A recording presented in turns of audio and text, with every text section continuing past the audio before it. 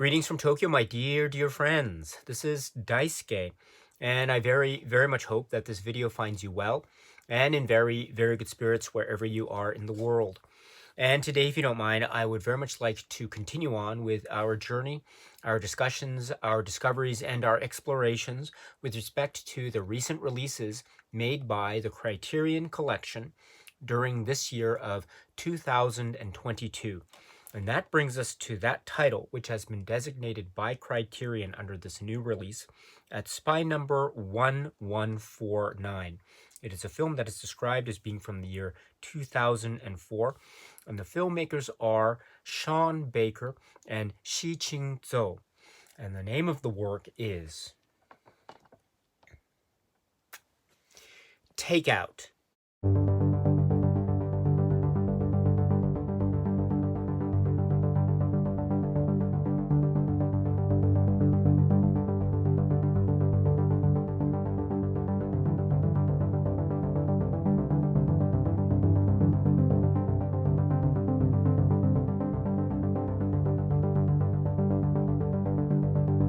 This is the work, the extraordinary work, described as being from the year 2004. And among its exceptional cast, we have people like Charles Zhang and Zheng Huayu and Wang Daili, or Miss Li, as she is very lovingly and respectfully referred to in the commentary track or in some of the supplemental discussions. She's referred to as Miss Li by the filmmakers of this film. The filmmakers, of course, being Sean Baker and Shih-Ching Tsou, and they are credited as being written, produced, edited, and directed by Sean Baker and Shih-Ching Tsou. And what a collaboration this is, and the result of this is this work, this extraordinary work, which is Takeout. There are so many things I think one can say about this absorbing, powerful, and very human drama. And I think one of the ways we can approach this is, of course, about the plot or story structure of this work. And we meet our main character, the Charles Zhang character, who's Ming Ding, and we understand through, say, various observations or little details or sort of the everyday life or environment that we find ourselves in here in New York, and also the context of the Chinese food restaurant or takeout restaurant.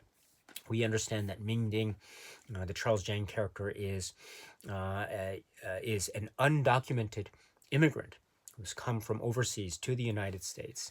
And we also understand that he has, at the very start of the film, he has a very serious and quite significant and potentially even dangerous situation that is confronting him in terms of an amount of debt, monetary debt, that Ming Ding needs to pay by a certain time. Otherwise, there might be some quite dire consequences that await. So this is the crux of the direct nature of, say, the plot propelled drama, in a manner of speaking. So there's this main character who works at this restaurant in terms of making deliveries and takeout deliveries of Chinese food orders that are made by customers around the city of New York. And through the accumulation of tips, he hopes to, and through the high number, the high volume of orders, combined with the accumulation of the monetary tips that will accompany the high volume of orders, the plan or plot of the film is, will he or won't he be able to make his debt amount in time to pay back the people he owes money to, or will he make it in time or won't he? So this is the kind of crux of, or the drive of the matter in a direct plot context. And we therefore use this, or we rely upon this as a backdrop, in a manner of speaking, to follow Ming Ding throughout his various interactions with people, say people that are directly associated with this restaurant, this takeout restaurant, as well as the personal situation that we find him in terms of these intimate, say, moments where maybe he is alone, contemplating his situation, thinking about other matters, maybe that are beyond the direct context of the environment that we find himself in. We find him in the context of New York. Maybe there are things beyond this situation that are at the forefront of his mind, thus making his situation all the more serious and all the more critical and crucial and important. And so over the course of this drama, we get to know a little bit more about our main character, Ming Ning, as well as through his interactions with people that are associated with the restaurant. Also, and this is another fascinating aspect of this fascinating work, is he works as a delivery in terms of making deliveries of takeout orders that are made by various customers around the city. And so this film also provides the opportunity to see his reactions and to see his interactions with all these customers that are on his route, that are on his delivery route, or the delivery order missions, as it were. And so this provides for so many different personalities and characters and people that occupy this wide-ranging population that is that of New York City. And so we get to see not only the various people along the way, but we also see their interactions with him, how he reacts or doesn't react to them depending on the situation, how we see through those interactions of the customers, as well as through his interactions with the customers or the people associated with the restaurant and the customers, say, at the restaurant himself, as well as the interactions between and among the people working at the restaurant, including Ming Ding and others, the Zheng Huayu character, for example. We see through these various elements or themes emerging. For example, the notion of identity. And this idea of identity is, I think, grounded in a number of subcategories or sub-themes. So first of all, there can be that idea of identity based on one's race or racial identity and representation, and also race relations. And so this has a lot to do with, for example, how he interacts with the people at the restaurant, also how he interacts with the various customers and how they in turn interact with him. It could be a positive interaction experience. It could maybe be a less than positive interaction experience. So these emerge, I think, very, very bluntly and very directly and very honestly over the course of the film, thus creating the sense of a tapestry or an environment or context or backdrop against which or along which Ming Ding and indeed others like him in his position are operating and working and trying to, in a sense, make a living in these circumstances. And whether those are dire or desperate, or whether they are hopeful and filled with promise, again, it depends on the situation. So this, I think, adds a whole sense of a dynamic nature to the very life stories that we see express themselves in the form of takeout in this context. So this is very important as well. And also another way in which identity is forged in this examination, one can say, is through the emotional current, because we are always reminded about the very emotional core and the purpose and the motivations that are the very part of Ming Ding's daily life. And they might not necessarily emerge in terms of a direct revelation of information at the very start of the film or throughout the course of the film or through dialogue, etc. But they emerge through nuanced details, through subtleties, through maybe a little word here or there in the day-to-day conversations, or maybe in a look or a glance that one character might have towards another, or maybe it's a moment of quiet solitude, just being alone in a hallway, just looking at one's belongings or something of that sort, or maybe just being silent in an elevator or walking down a stairwell or something of that sort. These also emerge as a means of say, forging a sense of identity. And whether that identity is reflective of the externalities of the situation that Ming Ding finds himself in, or maybe it's a reflection of things that are wholly within him. I think there's a dynamism between those two stances that I think works so well, so fundamentally well in terms of the drive and function and the spirit of this film, thus making the viewers, our associations with Ming Ding's story, and indeed the story of others that are in his, circle, making our association with him, I think, all the more potent and close and powerful, thus creating a really absorbing film watching experience in terms of that. So there is, I think, many ways in which identity is being forged. And also we get to the sense of the landscape of the city, how it's shot in terms of the way it's shot, and the video or the digital video approach to this, and it has a homegrown feel to it that has a grittiness, a sense of being, say, right there with him on the sidewalks, or looking at him as he's riding his bicycle. And so we get this landscape of New York. Again, this is in the early 2000s, and so we understand that the landscape and the feeling and atmosphere of New York that exists during this time against post 2001. This is a very, how should I say, this is a very significant and a very important part of the history and culture of New York, and how that also has direct and indirect relations with the concerns and the themes and the discussions and the issues that are being had in the maybe social, political, and cultural context with respect to immigration and undocumented immigration. So this is all part of the currency that is at the subject matter, that is the very heart and soul of Takeout. And we get that feeling, that sense, that atmosphere, as well as the way in which it's embedded into the feel of New York. And I also love that sense here of how it's shot. We get a real sense of the movement and the excitement and electricity of the city, as well as the variety and many people that are living all within this geographical area. So the way it's shot is also very compelling and very magnetic indeed. And I should say, too, that there is when I mentioned the word grittiness, there's a sense of quote unquote the real, or a phrase that's often used, I understand, is social realism in the context of Takeout. Now, we'll get into this a little bit later when we talk about the supplements and the filmmakers and the discussions of this work and the commentary track, etc., which is all great, by the way. It's absolutely fantastic. This Criterion release is fantastic.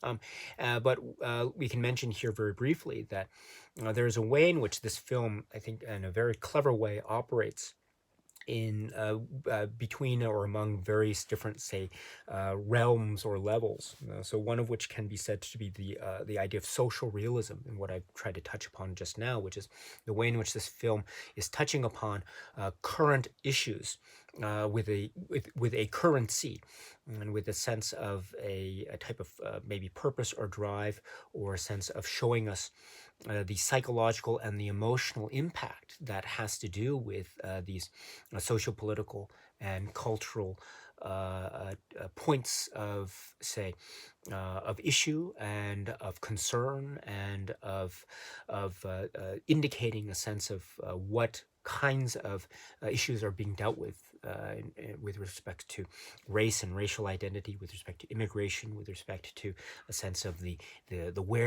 place that the city is in at this point in the early to mid 2000s, etc. So it's all there in terms of and shown this way through the lens of the video camera and the way that this film is shot, with this edgy, very electrifying way of capturing things. And this is, I think, showing a sense of what might feel like a film of social realism, maybe a cinema verite or quasi-documentary type of film, or something that feels like a documentary in a manner of speaking.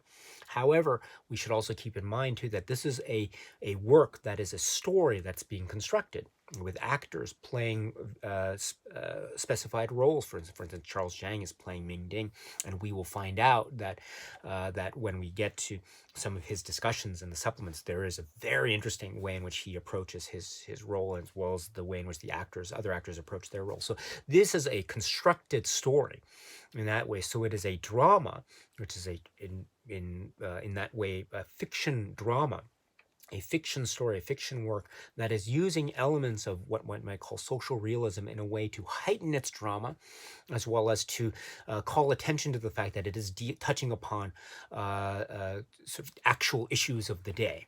And those actual issues of the day still have an echo and currency that can be said to be still ongoing and still existing at this very point in time that this video is being made, 2022. So in that way, this film, I think, operates so well and so cleverly in terms of how it constructs its drama on the one hand, and at the same time how it tries to touch upon these issues of social, political, and cultural currency. And does it in a way that always keeps its sights on the emotional cores of these characters, including at the very heart this character of Ming Ding. And we also get through the great performances, such as Charles Zhang's performance here, we get the little details, the frustrations, the way in which solitude is expressed, the way in which he has to traverse the landscape, and there might be issues that arise. For instance, the exchange of money, issues with orders, complaints about orders, the language barrier that's oftentimes part of the conversation that is both outward and inward, as well as the way in which he has to deal with the total stress of the situation. Not only does he have to tackle an extraordinarily high volume of orders, more than normal, he has to also deal with it in these very harsh circumstances. Sometimes the weather can be unforgiving, sometimes the customers can be unforgiving, and sometimes other things can be unforgiving as well as the very start of the film, the very propulsion forward of the plot, that being, will he or won't he be able to pay back his debt on time? And there is a time limit here as well. So that also ups the ante when it comes to the absorbing nature of the drama, because there is a suspense or tension in the air, which also can be said to be part of the drama, the fictional drama of the story, which is either highlighted or augmented or otherwise counterbalanced by the quote-unquote social realism elements of this work. So it is, I think, a total package, compelling, absorbing drama that is so well realized, so vivid, and so clever, and so moving, and very surprising in terms of certain twists that happen along the way as well. This all comes together to create this feeling, this image, this sensibility that is ultimately a story about human beings. And we have one of those human beings here, Charles Zhang's Ming Ding, at the heart of this arresting and truly captivating work. It's wonderful that the Criterion Collection has it here for these 2022 releases, and it is this work, which is Takeout. The Criterion Collection has released this film, Takeout, at spy number 1149, and this is the Blu-ray edition. And with regard to the transfer presentation, let me refer to the insert, which is a fold-out insert, which I have removed prior to the start of making this video discussion. And on one of the pages of the insert here, it says about the transfer, and I quote, "Takeout is presented in its original aspect ratio of 1.85 to 1. This new digital transfer was created from the original mini DV camera master tapes, output to a digital intermediate, and scanned in 4K resolution. The soundtrack was remastered from the mini DV camera masters and remixed in stereo," etc. So, and it says here, transfer supervisor Sean Baker. With other credits listed. So in case you're interested, I can refer you to the information provided in the insert here.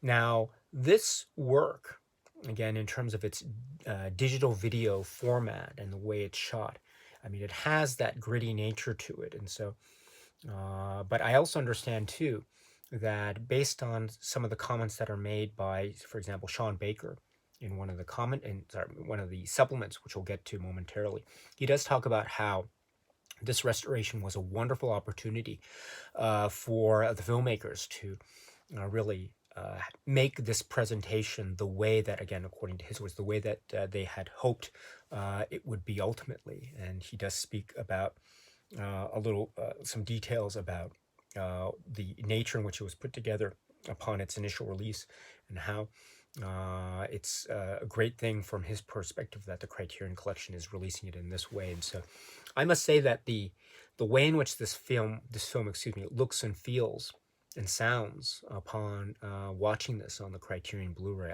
I was totally absorbed by it. And it does have that style to it, which is, again, very much I think trying, that's part of its appeal. It's for part of its charm, is it not? Which is the mini DV, or the DV, the digital video nature of the film.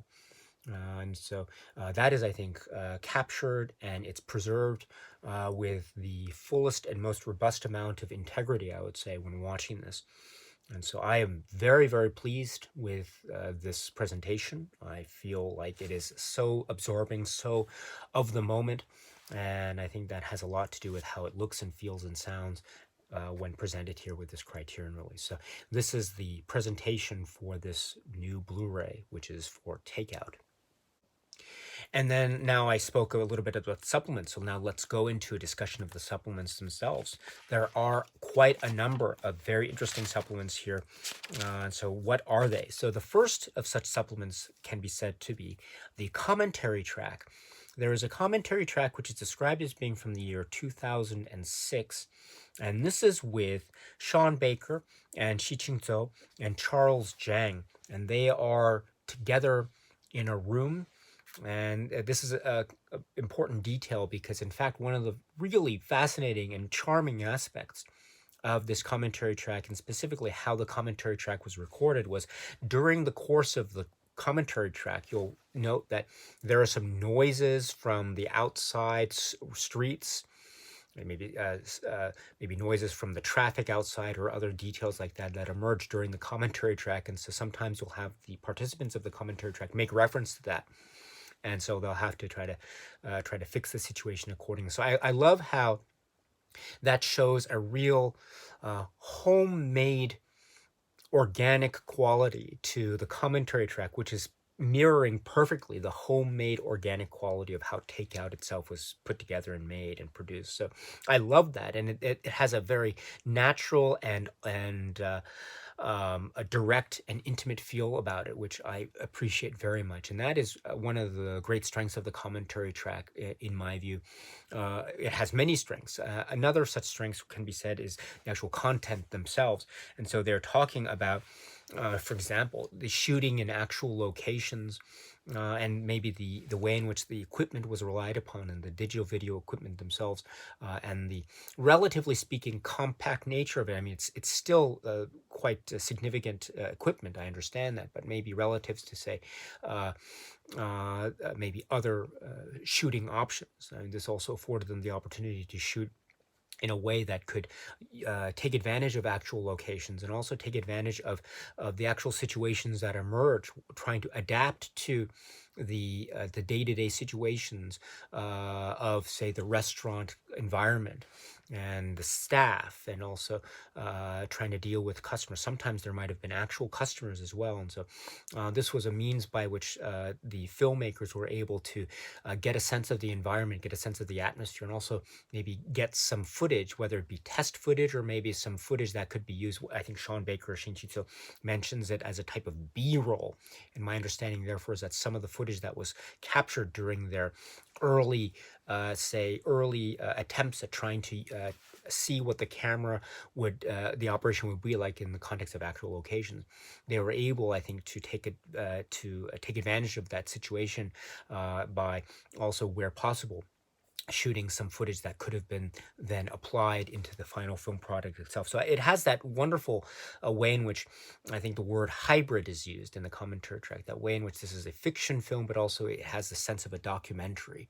And indeed, that comes through, and maybe I used the word quasi-documentary, but in fact, the commentary reveals that, indeed, yes, there are moments that are actually, quote-unquote, the actual stuff happening.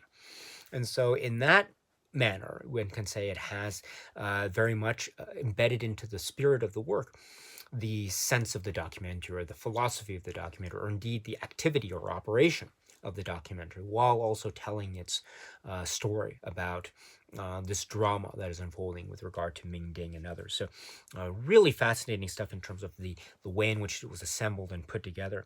And also the idea, too, that they wanted to come across was based on Shin-Chi Tsou and Sean Baker's experiences of living in New York City. They decided, and their close proximity to Chinese restaurant establishment, and they're observing the culture of the people working in terms of their work habits and what it is they had to do in the deliveries, the takeout deliveries. And so this also formed one of the bases of the genesis of the idea for the film Takeout. And the other is they make reference to Peter Kwong's work, which is called Forbidden Workers from the late 1980s. And so this notion of the discussions about immigrants and undocumented workers and what the situations were and are that are confronting these people who are trying to make a living, to try to try to find some kind of fulfillment and happiness and success, but also to survive and to really face and to confront issues that are potentially very serious and very significant and very grave indeed. And so this was also part of the reasoning behind what Tsou and Sean Baker wanted to do, which ended up becoming the final work, which is Takeout, which is a brilliant almost dissection or analysis in the context of this story of this one individual, but also we understand that this aspect also has its resonances or echoes with other characters that we meet over the course of Takeout. So this is, again, fascinating aspect of the commentary track. Well done. Also, they speak too about, I mentioned Charles Zhang, excuse me, is also part of this commentary. A great rapport between and among them, by the way. And Charles Zhang, speaking about his background, he speaks too about some of the issues or some of the details regarding the casting, the situation involving how he became involved with this work. And he has this, he is able to speak the Chinese Mandarin language, and so this is a detail that emerges here, and also in some of the supplements where this is one of the reasons he suggests that he was ultimately chosen for the film, because the film makers needed to have Chinese speakers or Mandarin Chinese speakers as part of the people who'd be cast for the work, and that was one of the requirements that Charles Zhang as an actor could fulfill. Because he is fluent. And so he talks a little bit about this casting process, as well as his getting into the character of Mingding and various situations that arose. And it is fascinating to hear Charles Zhang speak about his sort of reminiscing about his role and also his career and his profession as an actor, and how this film really had this great impact on that. His performance is truly exceptional, because there's so many things that one reads into Charles Zhang's face as Ming Ding, as he's going through these various little adventures or mini adventures over the course of the film. And sometimes they can be quite harsh and quite brutal experiences. And so while he is feeling the stress of the situation that is just amplified exponentially as the time is ticking away. And so it's all read in his face and his gestures in such a commanding and captivating way. So it's great to hear Charles Zhang speak about various aspects of his experience here. And also they have the opportunity in this commentary track, the three of them, to speak about other aspects of the cast. They speak, again, I mentioned Miss Lee, Big Sister, who's also a very key character, a very key figure in this story, as well as her presence as an actress and her performance, and how she brought a lot of life and a lot of what one might call a lot of a type of attitude to the way in which she was able to use words and use language in a way that was very clever and very catchy, and very much very spirited. And she could that atmosphere and that liveliness was able to handle sometimes, or was able to handle maybe situations where we would have maybe what one might call difficult customers, and she could handle it very well, and very clever, and has a way with words, and has a joking, almost sarcastic way of speaking, which is also very clever. And this is interesting too, because she, the way in terms of language and how language was employed or is employed in the context of the film, as well as in terms of the background and the production. We'll talk a little bit about that later. And so again, how language language is used, and how this is used in terms of communication or miscommunication, as the case may be. And this is discussed with such, I think, pointedness in the commentary track. So this is another great thing. I think Charles Jang at one point makes reference to the character called Voltron in the context of this discussion. It's a very fascinating reference metaphor. So a really wonderful thing. And there are also some maybe what one might call physical moments, or moments of real intense physicality. Let's put it that way. With takeout in some of the performers, such as Charles Jang. And so there's a discussion about how that was prepared, what kind of mindset was required for those sorts of intense scenes involving intense physicality, etc. So for these and other reasons, this commentary track with Shih-Ching Tsou and Sean Baker and Charles Jang is really excellent. So I'm glad it's here, and this is from 2006. So this is the commentary track which accompanies this work, which is Takeout. Now let's talk about the supplements, which can be found in the supplements submenu of the Blu-ray disc when you put it into the player. So you go down to the supplements menu, and you have a number of options, a number of choices that you can make. So the first being a supplement which is called Reflecting on Takeout. This is described as being from 2022. This is approximately 28 minutes, and this features discussions or interviews edited together into this one supplement. And these discussions or interviews are with Sean Baker and Shih-Ching Tsou and Charles Jang and Miss Lee and Zheng Huayu. And they are each talking about, again, the subject being takeout and the inspirations behind takeout, the approaches that each of these filmmakers and artists, professionals had towards this work, and various situations that arose because of it or as a result of it. So another fascinating discussion. So for example, there's mention made here, as well as elsewhere in the commentary track, as well as in the essay, and we'll get to that a little bit later in this video, about one of the inspirations of this. I talked about the socio-political and cultural points that could be said to be formed the genesis of this work, Takeout. But in terms of a stylistic or artistic or cinematic approach to this subject matter, another source of inspiration that is cited here is Dogma 95. And so the Dogma films, which were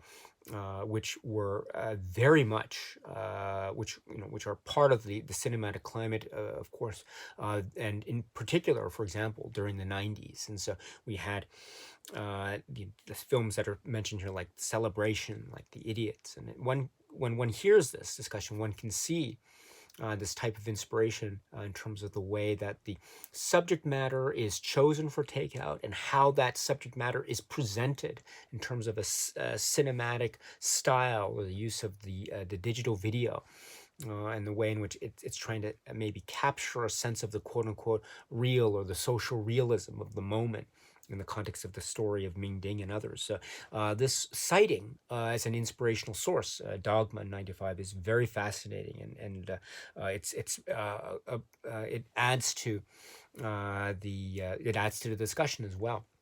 And so that's one aspect which is mentioned here. Another aspect too is the specific, say, financial circumstances that are part of the making of this film. I think Sean Baker mentions the amount of $3,000 and the use of the mini DV camera, etc. And so, but under these circumstances, Shih-Ching Tsou and Sean Baker approached this work somewhat like a documentary, but also in terms of the construct of a fictional film story. And so they had a period of time where they could go and shoot various aspects of this restaurant in operation.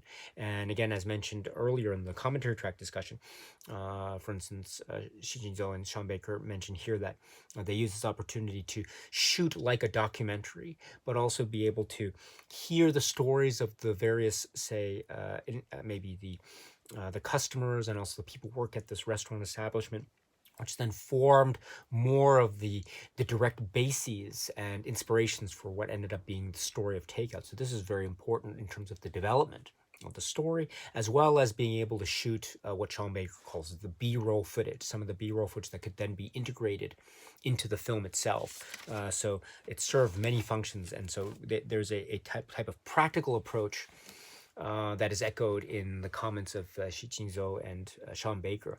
But that practical approach yields such phenomenal results as we see in the final product. So well done for this. Also, going back to maybe some of the other discussions that were touched upon in the commentary track, we have also here a discussion with Charles Zhang, who plays, of course, Ming Ding, and he speaks about his background in terms of he is able to speak Mandarin Chinese, and but his background is that he is Korean.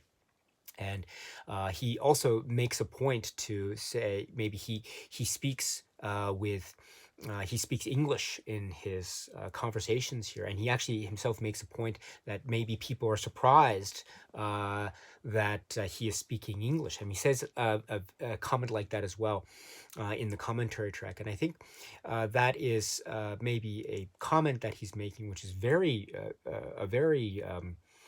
it's a very significant one, because it is drawing attention to the fact that language is so important. Language is so important in the world of takeout because we are dealing with, say, not necessarily language barriers, although there are language barrier points of the plot that do emerge. But we are all talking about essentially how communication is had and what is the point in which communication can be made. And sometimes even the most important things can be communicated with or without words. And one can say too that in the context of takeout, maybe some of those moments that are so crucial, so important in terms of the creation or non-creation, as the case may be, of a connection between human beings, has to do with language in whatever form or whatever iteration it finds itself in at that given moment in the film. And so this aspect of language is very important, and it's also fascinating to get an insight into the great background of Charles Zhang. It's a fascinating background. What a fascinating individual he is. So it's wonderful to get that sense here. And then going back also to other aspects of production and creation of it. Speaking of language too, Sean Baker mentions how he speaks English, and so the writing of the script, therefore, in that way, as he describes it, necessitated the writing of it in English, which would then be translated for purposes of the language that it would be primarily taking place in, being created in, and then so that meant too, from his perspective, there would be a limit in terms of how much improvisation could be had, because he wouldn't be able to understand what was being improvised, because it would be in a language that he wasn't fluent in. However, that is not to say that there wasn't any improvisation as he describes it, because there actually was. In fact, there was a key scene that he and Shih-Ching Tsou talk about here and also in the commentary track that is actually improvised, but it's actually one of the most emblematic and important scenes of the film. And so that is a very fascinating example of, even though maybe improvisation might have been, in terms of, say, practical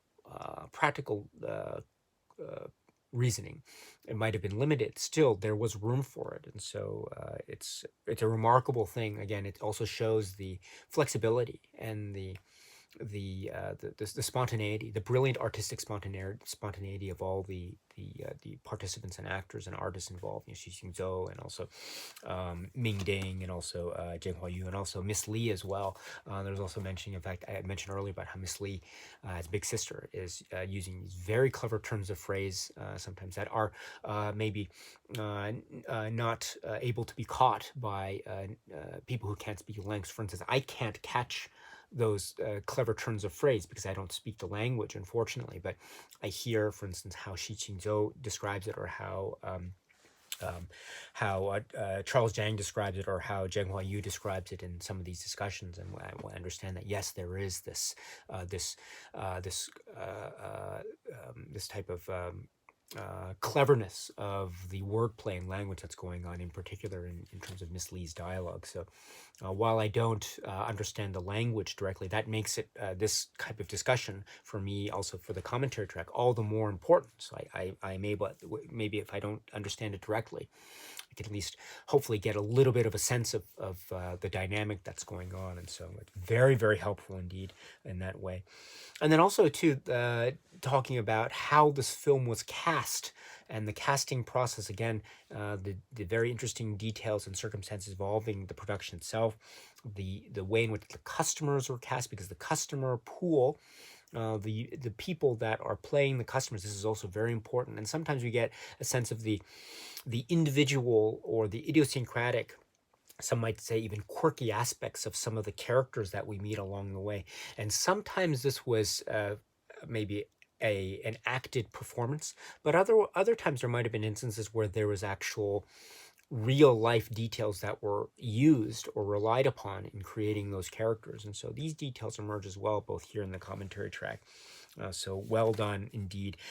And the idea too about how this has the sense of touching upon immigration, undocumented workers. And this too is the context or telling of the story of the American dream, and the maybe what one might say is the hope and dream and aspiration of the American dream on the one hand, or maybe the elusivity, the elusiveness, or the difficulty also involved in trying to aspire to or attain such dreams. So this is part of the story, the part of the drama, part of the dynamic that is taken. This is touched upon by many of the speakers here, such as Shih-Ching Tsou and Sean Baker and Zhenghua Yu, etc. So very important aspect here.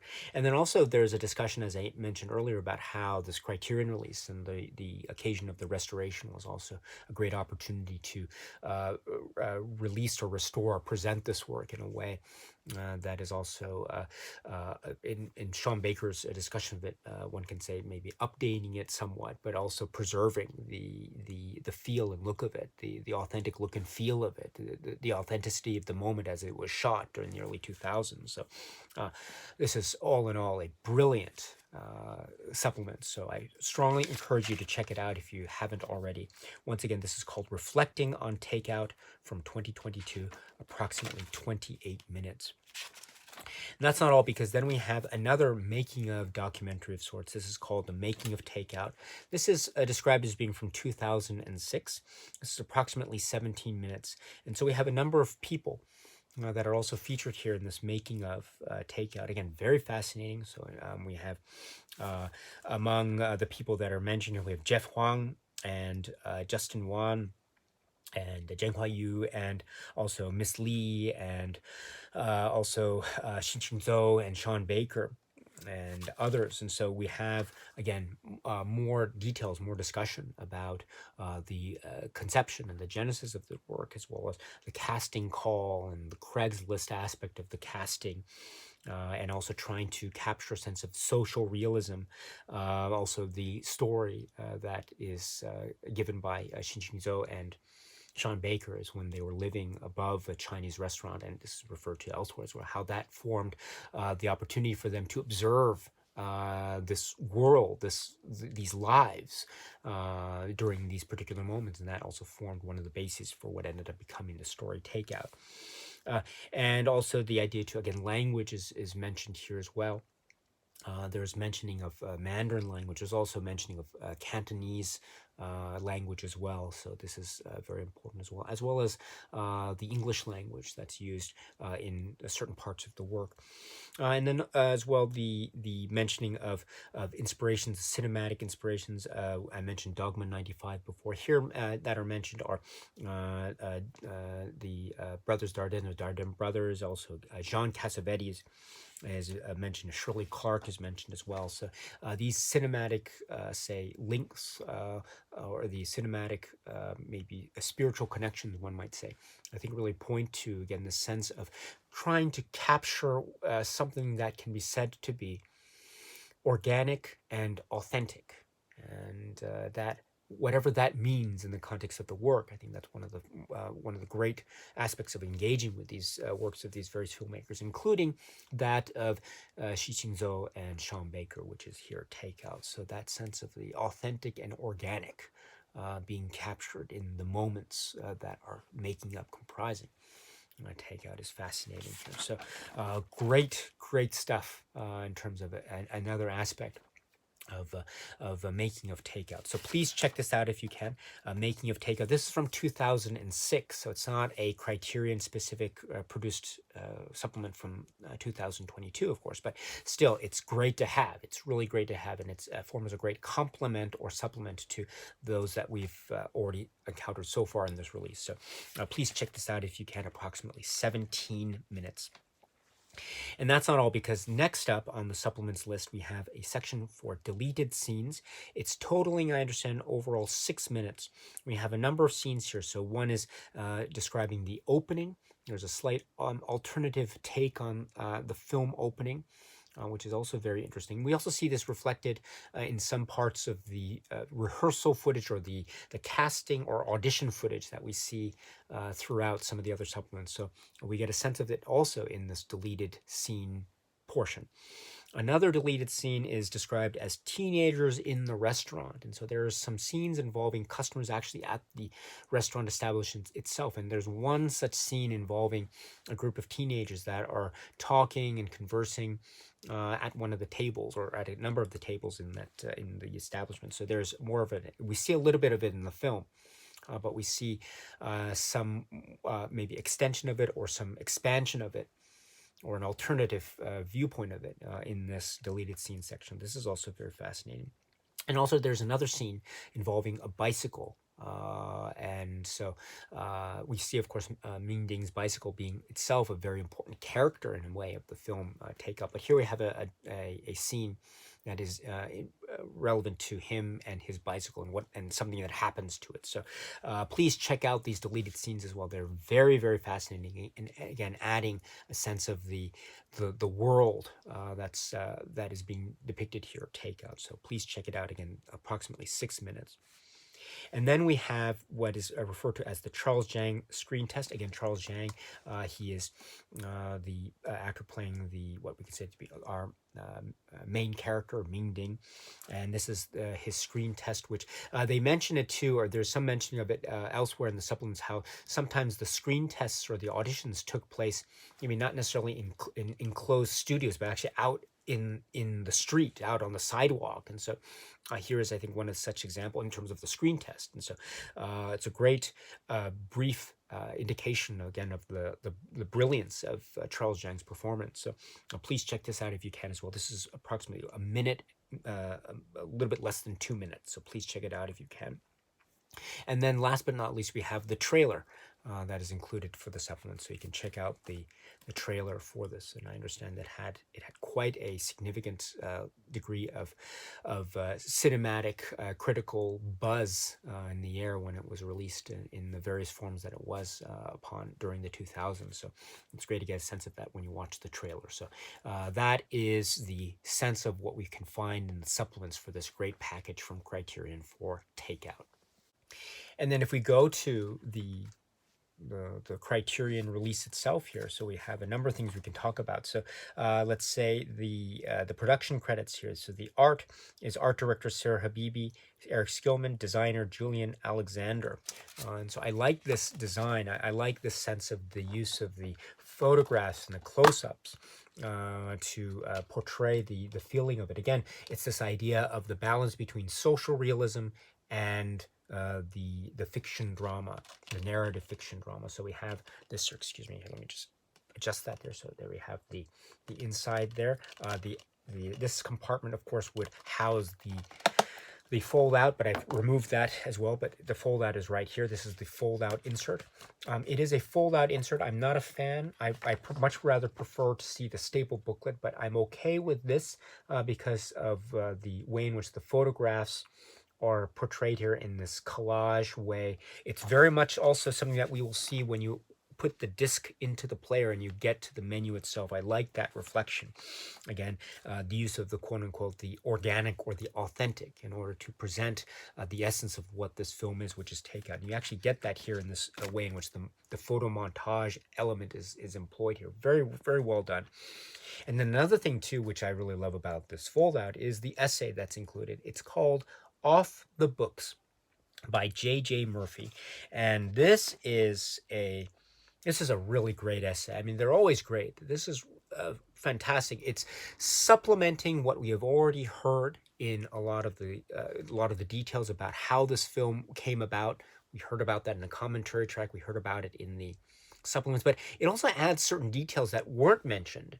And so in many ways, this is a great complement because it also provides yet other details that are merged. It starts from the very first paragraph about maybe some personal details, shall we say. So this is an example of how great this essay is and how it is serving to focus on, say, the sort of social cultural themes, as well as the themes in which this film operates as a work of cinema. The phrase social realism or neorealism, as well as dogma, as well as Cassavetes, etc., as well as the importance of telling the story and telling it so honestly and so powerfully as it's done, and that is due